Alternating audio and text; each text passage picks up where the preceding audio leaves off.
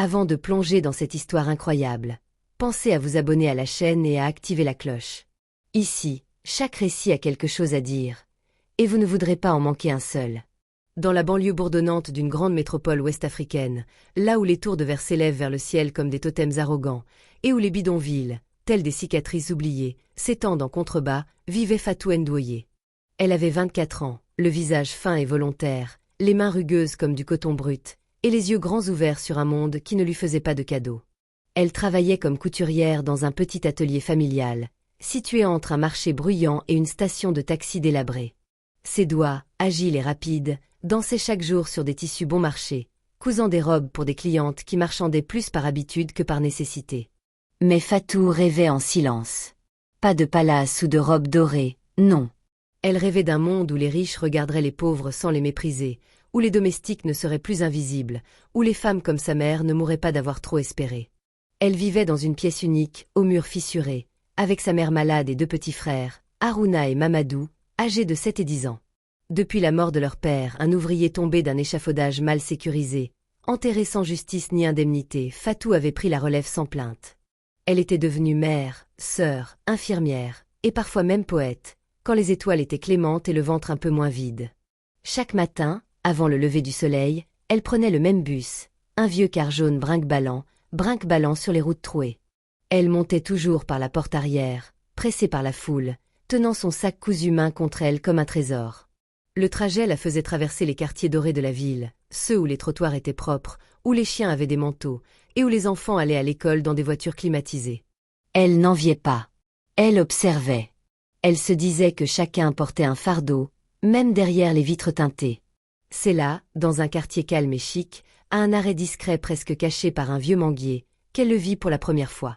Il était assis sur un tapis déchiré, posé comme une île au milieu de l'indifférence.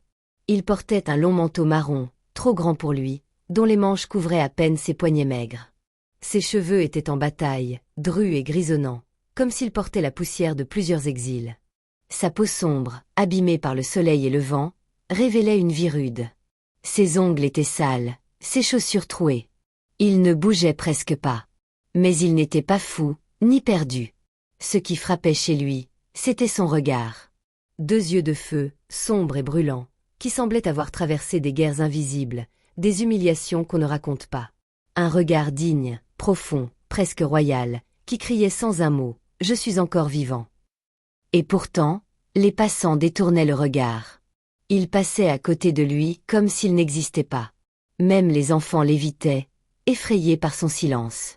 Personne ne lui parlait. Personne, sauf Fatou. Elle l'observa quelques jours d'abord, sans oser s'approcher. Puis, un matin, poussée par une force qu'elle ne comprenait pas elle-même, elle s'arrêta. Elle sortit de son sac un petit pain chaud qu'elle avait préparé la veille pour son propre déjeuner. Elle le tendit, doucement, avec pudeur. Il leva les yeux. Un long moment secoula. Le pain resta suspendu dans l'air, comme un pont fragile entre deux mondes. Puis il prit la nourriture avec lenteur, la main tremblante. Sa voix, rauque, sortit comme un souffle. « Pourquoi fais-tu cela ?» Fatou le regarda dans les yeux. Il n'y avait ni peur ni pitié dans son regard. Juste une lumière sincère. « Parce que tu existes, » répondit-elle. Et dans ce simple échange, à l'ombre d'un arrêt de bus ignoré, quelque chose d'immense venait de naître. Le lendemain, Fatou revint. Elle n'avait rien promis. Aucune parole, aucun engagement. Et pourtant, quelque chose en elle l'avait ramenée vers ce coin de trottoir, à l'ombre du vieux manguier. Elle avait de nouveau un petit pain dans son sac, mais aussi une couverture en laine qu'elle avait cousue elle-même la veille au soir, après avoir couché ses petits frères. Elle avait veillé tard, ses doigts piquant l'étoffe dans la lumière tremblante d'une bougie, comme si coudre pour cet inconnu lui redonnait un sens qu'elle croyait perdu. Quand elle arriva, Aliou était là, assis sur son tapis élimé, les mains croisées sur ses genoux, le regard au sol. Mais cette fois, quand elle s'approcha, il leva immédiatement les yeux. Il ne dit rien. Elle non plus. Elle lui tendit le pain, puis la couverture. Il la prit avec lenteur, ses mains rugueuses effleurant les siennes, un geste presque sacré. Il murmura simplement « Merci ». Et elle s'assit près de lui. Pas trop près, juste à une distance où les silences ne seraient pas gênants. Les jours suivants, elle revint. toujours à la même heure. Toujours avec quelque chose dans son sac, un fruit, un mot doux écrit sur un bout de papier, une histoire à raconter, ou simplement sa présence. Ils se mirent à parler. Peu. Mais chaque mot avait du poids. Pas de banalité. Pas de bavardage. Aliou parlait comme on vit d'un puits qu'on croyait à sec. Des phrases lentes, murmurées, parfois hachées. Il se méfiait de ses propres souvenirs. Il disait s'appeler Aliou, simplement. Et il avait tombé bas. Les souvenirs brûlent, disait-il. Alors Fatou n'insistait jamais. Elle écoutait ce qu'il voulait dire, pas ce qu'il taisait. Elle comprenait les blessures qu'on protège du soleil. Elle savait ce que c'était que de pleurer en silence pour ne pas déranger ceux qu'on aime. Et dans cette tenue, une confiance naquit. Ce que Fatou ignorait, c'est qu'Aliou n'était pas un mendiant comme les autres. 3 ans plus tôt, Aliou Diabaté était un nom que l'on chuchotait dans les couloirs du pouvoir. À 45 ans, il dirigeait l'un des plus puissants conglomérats miniers du pays, propriétaire de carrières d'or, de bauxite et de pétrole. Il siégeait à des conseils d'administration internationaux, côtoyait les présidents et les investisseurs étrangers. Il possédait plusieurs villas, des voitures de luxe, un jet privé, et un sourire que tout le monde craignait de croiser lors d'un contrat. Mais Aliou, derrière le vernis, était un homme en guerre contre lui-même. L'orgueil l'avait aveuglé, la soif de conquête l'avait éloigné des siens. Il avait perdu le goût des choses simples, oublié les visages de ses employés, méprisé les avertissements de ceux qui l'aimaient encore. La trahison est venue d'où il s'y attendait le moins. Son propre frère, Abdoulaye, avait orchestré une prise de contrôle discrète de ses sociétés. Faux contrats, pots de vin, manipulation juridique. Et pendant qu'Aliou affrontait une maladie passagère, Abdoulaye avait tout déplacé dans l'ombre. Quand il s'en était rendu compte, il était trop tard. Il avait voulu se battre. Mais les avocats étaient déjà achetés. Sa femme, Nadia, l'avait quitté le jour même où les journaux annonçaient sa chute, emportant leurs 2 enfants avec elle. Ses amis, ces parasites de champagne et de flatterie, s'étaient évaporés comme des parfums bon marché. Alors, Aliou avait pris une décision que personne ne comprendrait jamais. Il avait tout quitté. Pas par faiblesse. Par besoin. Il voulait savoir s'il existait encore sans ses titres, sans ses costumes sur mesure, sans ses cartes bancaires. Il voulait se retrouver, ou peut-être, se perdre pour renaître. Mais la rue est cruelle. Elle ne pardonne pas l'orgueil déguisé en humilité. Elle vous arrache les repères, vous vole votre dignité goutte par goutte. Les premiers jours, Aliou avait encore l'allure d'un homme debout.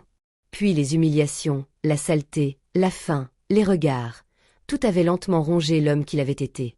Jusqu'à ce que Fatou arrive. Et qu'elle lui dise « Tu existes ». Ce fut comme une lumière douce dans une nuit interminable. Elle ne lui demandait rien. Elle ne voulait rien. Elle ne cherchait pas à comprendre, à l'arracher à la rue, à le transformer.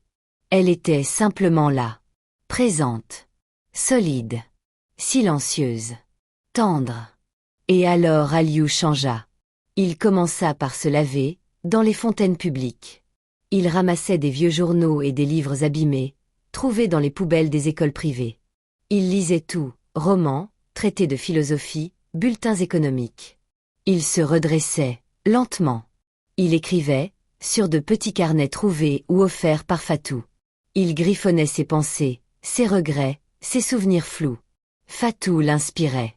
Pas parce qu'elle voulait le sauver, mais parce qu'elle le respectait, dans sa lente remontée.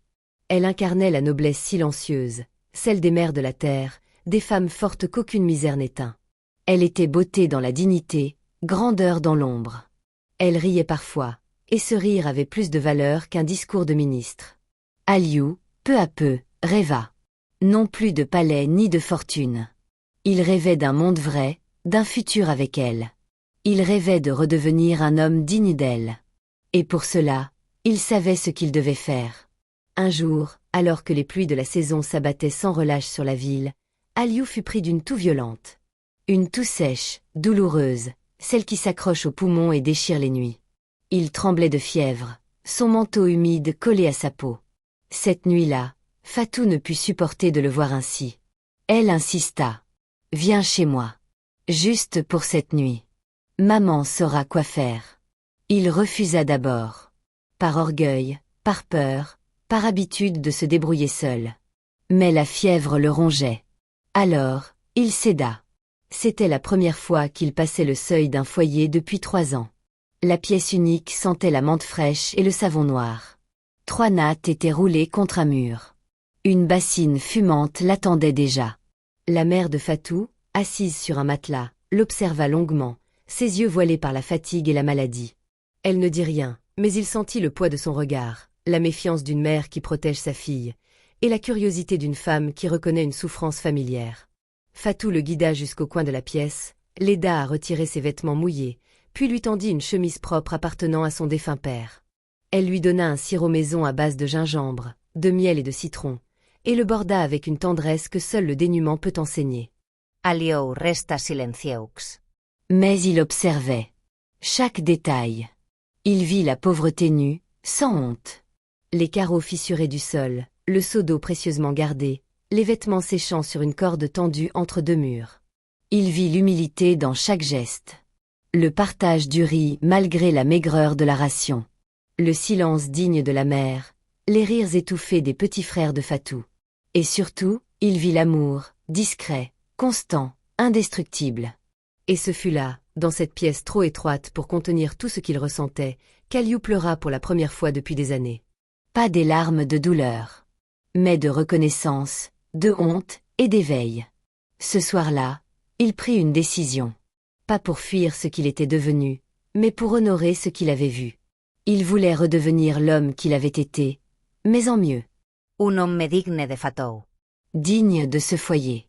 Digne de cette humanité simple qu'il avait perdue en chemin. Le lendemain, à l'aube, il se leva avant tout le monde. Il écrivit un mot à Fatou et partit sans bruit. Il alla récupérer la seule chose de valeur qu'il avait conservée, une montre de luxe, offerte par un chef d'État étranger lors d'un sommet économique, 3 ans plus tôt. Il l'avait gardée, cachée dans un sac plastique enfoui sous une dalle près d'un vieil arbre, comme le dernier vestige de l'homme qu'il était. Il vendit la montre, non sans douleur. Avec l'argent, il racheta une ligne téléphonique, trouva un cybercafé et contacta un ancien avocat loyal, l'un des rares à ne pas l'avoir trahi. Discrètement, sous un faux nom, Aliou acquit un terrain abandonné dans une zone industrielle, autrefois prévue pour un projet minier. Il connaissait la valeur de cette terre, les gisements encore inexploités, les circuits logistiques à proximité. Il se mit au travail. Jour et nuit. Il dormait sur place, dans une pièce nue. Il dessinait les plans, rédigeait des lettres, passait des appels. Il embaucha d'anciens ouvriers, des jeunes en quête d'une première chance, des femmes seules. Il bâtit non pas une multinationale comme avant, mais une entreprise juste, humaine, éthique. Et dans chaque décision, il pensait à Fatou, à sa patience, à ses silences, à sa manière de donner sans attendre. Elle ne lui posait jamais de questions sur ses absences. Il lui avait dit simplement « Je suis un programme de réinsertion. Il faut du temps. » Et elle avait répondu « Je t'attends. Mais pas pour que tu sois riche. Pour que tu sois bien. » Il l'aimait d'un amour silencieux mais inébranlable. Elle était son cap. Des semaines, puis des mois passèrent. La petite entreprise d'extraction minière devint rentable. Puis florissante. Aliou, toujours sous son pseudonyme, réussit à convaincre des investisseurs étrangers séduits par l'éthique et la transparence du projet. Il refusait les pots de vin, exigeait des conditions salariales dignes, créait des bourses pour les enfants des ouvriers. Il avait changé. En profondeur. Et il savait que le moment approchait. Alors, un matin, il fit envoyer une voiture noire chez Fatou. Le chauffeur frappa doucement à la porte. Il lui tendit une enveloppe beige. À l'intérieur, une feuille soigneusement pliée, écrite à la main. « Viens comme tu es. Je veux te montrer quelque chose. » Pas de signature. Pas d'explication. Mais Fatou sourit. Elle reconnut l'écriture. Elle mit sa plus belle robe, simple mais impeccable. Celle qu'elle avait cousue pour les grandes occasions. Elle prit la main de sa mère, lui dit doucement « Je crois que ce jour est différent. » Puis elle monta dans la voiture. Sans savoir où elle allait. Mais avec la certitude qu'elle allait vers lui. Elle arriva devant un immeuble majestueux. Haut, élégant, bordé de palmiers taillés au millimètre, il dominait l'avenue comme un château moderne. Les portes vitrées, encadrées de marbre noir, s'ouvrirent lentement devant elle, comme si l'endroit la reconnaissait. Le sol brillait comme de l'onyx poli. Des employés en uniforme saluaient avec respect ceux qui entraient. Fatou, intimidé, sentit son coeure s'envahir. Et puis elle le vit. Aliou. Droit, vêtu d'un costume gris perle parfaitement ajusté, les cheveux coiffés avec soin, le regard calme, mais chargé d'émotion. Il n'était plus l'homme brisé qu'elle avait connu sur le trottoir. Mais ses yeux n'avaient pas changé. Il s'avança, lentement, comme pour ne pas briser l'instant. « Tu m'as vu lorsque j'étais invisible », dit-il d'une voix tremblante. « Tu m'as nourri quand je n'étais rien. Tu m'as aimé comme un frère, un ami, un être humain. Aujourd'hui, je ne suis pas revenu pour te récompenser. Je suis revenu pour te demander de partager ma vie. » Un silence dense se installa. Les battements du cœur de Fatou couvraient tous les bruits du monde. Il s'agenouilla, là, sur le marbre froid, sans gêne, sans peur. Fatou, J.T. Aimé. Tu es la lumière que le monde m'a refusée. Sans toi, je serais resté dans la nuit. Tu ne m'as pas sauvé parce que j'étais riche. Tu m'as sauvé alors que j'étais au sol. Je te veux à mes côtés. Pas comme un trophée, mais comme une reine. Accepterais-tu de m'épouser? Fatou sentit ses jambes faiblir. Elle ne s'attendait pas à cela. Elle regarda autour d'elle ce monde de verre, de luxe, de gestes mesurés et secoua la tête, pas en refus, mais en vertige. Aliou. Je ne suis pas faite pour ce monde. Je ne connais ni les bonnes manières, ni les grands mots. Je ne porte pas de robe de soirée. Je suis juste, moi. Il se releva, posa une main sur son visage, douce, tremblante. C'est ton monde maintenant, dit-il avec un sourire profond. Parce que c'est toi qui m'as appris ce que valait vraiment la richesse. Tu n'as pas besoin de t'adapter à mon univers. C'est moi qui ai reconstruit le mien autour de toi. Ses yeux se remplirent de larmes. Et c'est dans ce moment suspendu que Fatou comprit. Il ne l'avait jamais quittée, même dans ses absences. Il avait fait chaque pas en pensant à elle. Et elle, dans sa simplicité, avait semé une graine qui avait donné naissance à un empire fondé sur l'humain. Alors, elle dit oui. Pas pour la fortune. Pas pour les dorures. Mais pour l'homme debout devant elle. Un homme qui avait traversé la chute. Et qui en était revenu, plus humble, plus grand.